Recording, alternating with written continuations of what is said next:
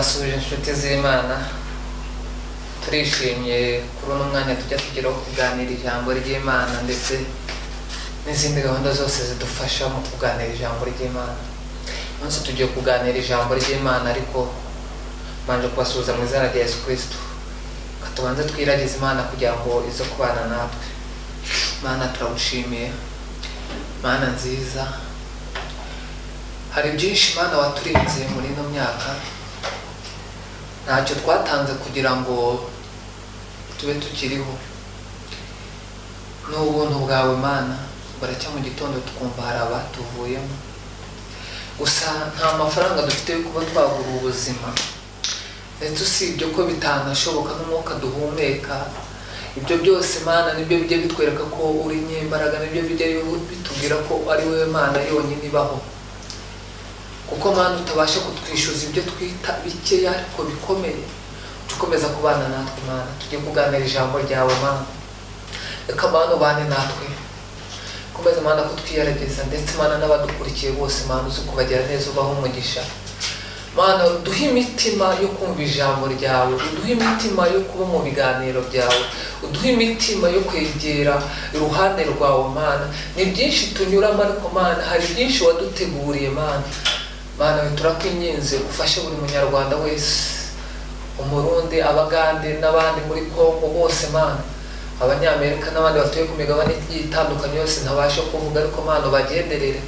Turabizi Mana ko hari igihe kimwe kizaba igihe cy'ibitaramo, twese tugahurira hamwe tuvuga izina ry'Imana.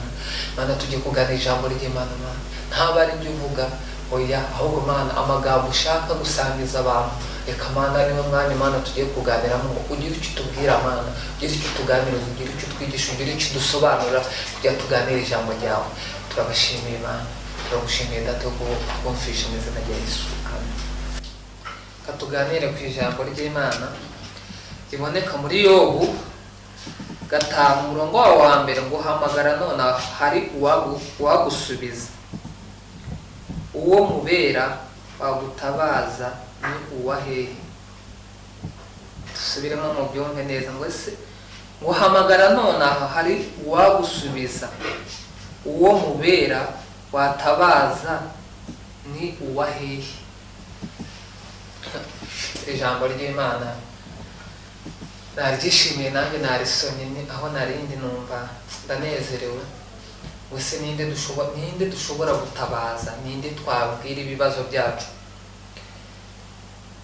Iyo dufite ibibazo nk'abana, nk'urubyiruko, dufite ibibazo tubwira ababyeyi. Iyo ari ibibazo ufite aho utuye, ubasha kugana abashinzwe umutekano cyangwa ukagana abakuru b'umudugudu b'isibo. Ariko noneho hari ibibazo tujya tugira mu buzima, ese ninde twabibwira? Hari ibibazo twabwira Yesu. Reka mbabwire inkuru nziza. Hari ibibazo tujya tugira mu buzima, abantu bakatwumvira ubusa, nyamara tukabwira tuzi uko twabwiye bashobora kudukemura ibibazo, ariko bakagaruka bakaza bakabibwira abandi, bakadushira ku karubanda. Ariko icyo nkundira Imana n'umwana wayo na proje yayo, igibasha kukumva mu mugambi wayo, igaceceka mu gihe cyayo, igasubiza mu gihe cyayo. Ni byinshi tujya twinova tukavuga iki, nyamara Imana yaguteguriye umunsi w'ibyishimo mu bihe byawe, umunsi w'umunezero mu bihe byawe, umunsi wo kubona abandi bantu mu buzima bwawe bashobora kuvuga ineza Imana yagukoreye. Kuki ujya uhorana n'agahinda uvuga ngo ese ibihe ndi kunyuramo n'iki gishobora kumfasha kuva muri bino bihe? Nta kindi, menya ubwira ikibazo cyawe. Simbabwiye kugisha inama n'abantu ni byiza, ariko ufata umwanzuro ubwira Imana yawe, ubwira Imana yawe ikibazo cyawe ufite, kuko niyo yonyine ishobora kugukiza, niyo yonyine igufitiye ibisubizo, niyo yonyine igendana ibisubizo mu kiganza cyawe. Ndabaha urugero rwumvikana. Uzareba iyo uryamye muri wowe, uryamye usinziriye, ntumbaze uba uri hehe, kuko urasinze ukicura wabyutse, ntubuzi aho wari uri. Biteye ubwoba wumvisha iyo nkuru y'ukuntu ubayeho uryama utazi aho uri, ukabyuka ugasanga uriho. Ibyo byonyine biteye ubwoba, ariko ngo gira uwo ubwira ikibazo cyawe, hari uwagusubiza ikibazo cyawe. Imana n'umwana wayo na projet yayo umugambi ukomeye cyane. Ni ibintu Imana yateguye, ni ibintu Imana yicaye kugira ngo idukoreye process yo kubaho. Ntabwo Imana yicaye gusa ivuge ngo umuntu nabe, oya, hari ibyo Imana yaremye ndetse ituremera n'ibindi. Ikibazo abantu twamaze kubona ko Imana yaduhaye ububasha hano mu isi, twigira abantu bakomeye cyane, ariko reka duce bugufi kuko inyamaswa hari icyo nyinshi zibasha gukora. Ubu inyamaswa hari umuntu tuganira ariko tuza kuganira ku magambo navuga nkaho ari ku bitekerezo biri hasi, ariko usanga arimo ubwenge cyane. Twe nk'abantu dufite ubwenge Imana yaduhaye byose, ariko tujya twicara tukumva umuntu harimo arakwishyuza amafaranga y'inzu, nyamara iyo ufashe urushishu urunguru tubona tukabona ko ari akantu gato nta kintu rumaze, ntabwo rujya rwishyura amafaranga y'inzu. Agashishi ni akantu gatoya cyane, ariko kibereye mu mahoro, waho gatashye ntawe ubasha kukishyuza amafaranga y'inzu karimo.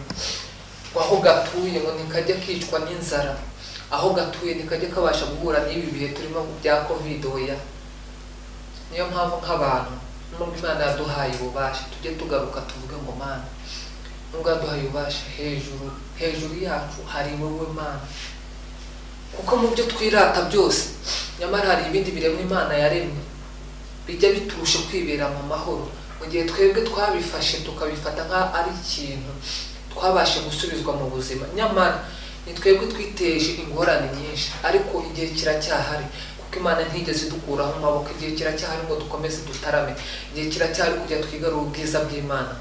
Kumva ko turi hejuru y'ibindi biremwa byose, ahubwo dufata agaciro impamvu Imana yatugiriye neza, ibasha kuduha ibyayo tuyibashe kuyobora mu isi. Nicyo gihe ngo tuze mu isi duce bugufi Imana ibashe kudukiza. Haleluya. Ndagira ngo mbabwire ngo ibihe turimo si tukajya dukangwa n'ibihe, oya tujye twibuka ineza y'Imana, tujye twibuka imihe Imana yatugiriye nabyo. Nukuri ijambo ry'Imana ryatubwiye ngo tumenye uwo tubwira ibibazo byacu, tumenye uwo tubasha guhamagara mu bihe turimo. Ndagira ngo Imana n'umwana wayo na projet yayo niyo dushobora kubwira ibibazo, niyo yonyine ishobora kudukiza. Hari igihe ujya guca mu gitondo abantu bakatubwira ati nyamara turabona bariya ntibakiriho.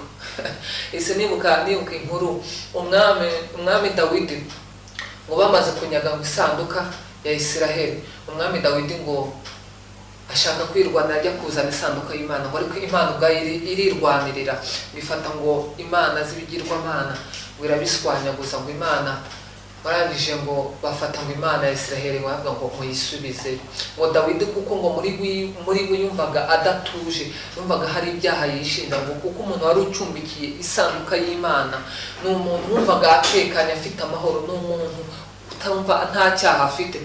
Ngo Dawidi bitewe n'ibihe yarimo yumvaga yarakoze ibyaha, ngo Dawidi ngo aravuga ngo nyamara umuntu ushaka gucumbikira Imana ngo ni umuntu ngo w'umukire, ngo ni umuntu w'umukire.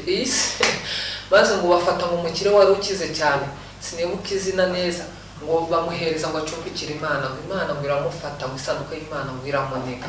Ngo Dawidi ngo arongera ngo aravuga ngo ese uko twahaye Imana umuntu ukomeye twari dutunze mu mudugudu wacu ngo abasha gupfa, ngo ni iki ngo twakora ngo kugira ngo duhereze isanduka y'Imana yongere ibikwe. Nuko ngo inama ngo irakorwa, bamaze guterana ngo baravuga ngo wese ninde ushobora gucumbikira isanduka y'Imana. Kuko nabivuze abantu ntiboroshye, ngo baravuga ngo hari umugabo usa nk'uwapfuye, ariko ngo niyo yapfa ngo nta kintu ngo yaba, ngo n'ubundi ntacyo twaba duhombye. Abudodomu yari umugabo ngo wasizwe igikundiro n'Imana, gusa ntiyari atunze, ariko ngo ikintu cyaje gutangaza Abudodomu ngo bamaze kumuha isanduka y'Imana, ngo baracya ngo umwami Dawidi yohereza abagaragu be ngo bazinduka baza kureba. Ngo baje kureba, ngo bahengereza ngo barebe, ngo basanga ngo Abudodomu n'umugore n'abana be bariho bameze neza. Abantu kubera umuntu watunaniye nk'abantu bajya gutanga inkuru kumwanga ngo twababonye, ngo ariko ngo twabonye ko bafite agasura. Muri make bari abantu no kwisiga batisigaga, ngo turabona bameze neza. Umwami Dawidi aravuga ngo ya ubwo atangiye kumenya ngo tugende tujye kubaka Imana yabo. Ariko ndagira ngo mbabwiye nihuse cyane, kuko Abudodomu amaze gucumbikira Imana, kuko narimo mbabwira ngo wese ninde wabaza, ninde ushobora kugukiza? Ni Imana yonyine. Dodomo amaze gucumbikira Imana, nuko ngo inka zitangira kubyara, ngo Dodomo ngo atangira korora, Dodomo atangira kuba umuntu ukomeye, kuko yazirikanye kuko nta cyaha yakoze. Nawe ndagira nkubwire ngo izirikane neza, mu isi yego twese turacumura, ariko saba Imana imbabazi. Saba Imana imbabazi, wegere Imana. Hari byinshi Imana yanze kubitsa bariya, nyamara ishobora kukubitsa yuko wisubiyeho, yuko ishaka kukubitsa yuko witwaye neza. Dodomo ni urugero nari mbahaye, yabasha gucumbikira Imana. Niyo mutunzi watunze aratunganirwa, kuko yatarumiye Imana iwe n'umuryango we. Uyu kumva ko ushobora gukizwa wenyine utari kumwe n'umuryango wawe. Tera intambwe iterane n'umuryango wawe. Mu gihe ufite intege nkeya bazakuzamura. Ijambo ry'Imana ryarimo ritubwira ngo ninde ushobora kubaza, ninde ushobora kubwira ikibazo cyawe? Ni Imana n'umwana wayo na proje yayo. Ni ibintu bitangaje cyane, ni ibintu by'igikundiro kwirata Imana. Kuko nibutse cyane Yobu yari umugabo, bigeraho yari atunze cyane, ngo umugore we ngo amubwira ijambo ribi kandi rikomeye riteye n'ubwo, bambwira ngo Yobu mwihakana Imana yawe. Yobu baramubwira ngo navuye mu nda ya mama nzasubira mu nda y'isi, kandi ibyo byose byatanzwe n'Uwiteka. Rero witinya, isi turimo ibibazo wanyuzemo no munsi, ujya wica mu gitondo kikagenda cyura ikibazo kikibagirana, hakaza irindi shimo. Wirwana wiheranwa n'ikibazo, tekereza igisubizo wowe ushaka kugeraho. Tera intambwe, Imana iri kumwe nawe. Wikumva ko ugomba kwicara ibisubizo byiza, oya, hari aho bisabwe ko dutere intambwe kugira ngo Imana ikomeze ibane natwe.